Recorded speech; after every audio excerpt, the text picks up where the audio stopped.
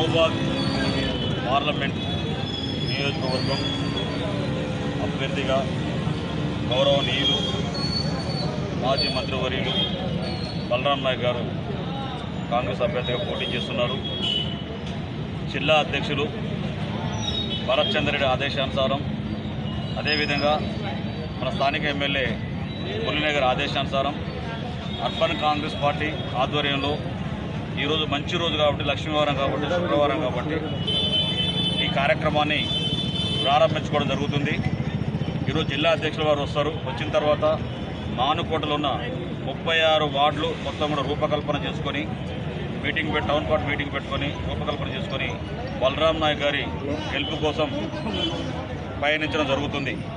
ముఖ్యంగా మొన్న జరిగిన అసెంబ్లీ ఎన్నికల్లో మానుకోట నియోజకవర్గంగా కానీ, అదేవిధంగా పక్కన డోర్నకల్ నియోజకవర్గం కానీ అత్యధికమైన మెజార్టీతోని మానుకోట ప్రజలు డోర్నకల్ నియోజకవర్గం గెలిపించుకోవడం జరిగింది. ఇద్దరు అభ్యర్థులు మురళీ నాయక్ గారిని, రామచంద్ర నాయక్ గారిని.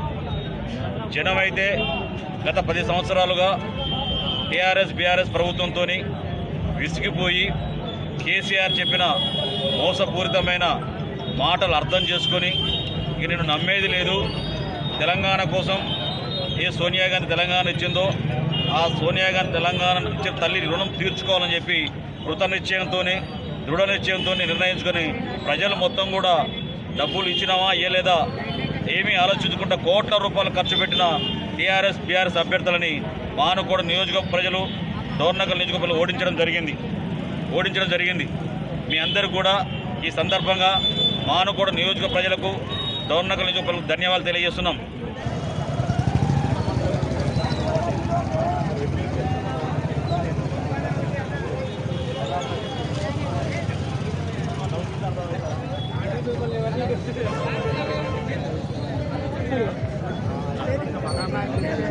ఈరోజు బలరాం నాయక్ అనే వ్యక్తి మామూలు వ్యక్తి కాదు.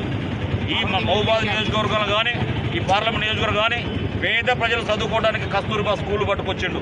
అదేవిధంగా కేంద్రీయ విద్యాలయాలు పట్టుకొచ్చిండు. ఆ స్కూలు రావటం వల్లగా మన లంబాడి పిల్లలు కావచ్చు, సామాన్య ఇతర కులాల చెందిన పిల్లలు కావచ్చు చదువుకునే అవకాశం వచ్చింది. ఇవాళ మొత్తం కూడా మహబూబాద్ పార్లమెంట్ నియోజకవర్గంలో ఆయన తెచ్చిన రోడ్లు ఇవ్వబడుతున్నాయి. గతంలో పూసపల్లి చెరువు కూడా వారు తెచ్చిన పథకం ద్వారా మన పూసపల్లి రిజర్వ్ ట్యాంక్ మనం ఏర్పాటు చేసుకోవడం జరిగింది. ఇలా చెప్పుకునే పోతే బలరాం నాయక్ గారు చేసిన విద్యుత్ పాసులు దేశంలోనే మొట్టమొదటిసారిగా మమతాబెన్ ఒప్పించి మనకు విద్యుత్ పాసులు తీసుకురావడం జరిగింది బలరాం నాయక్ గారు.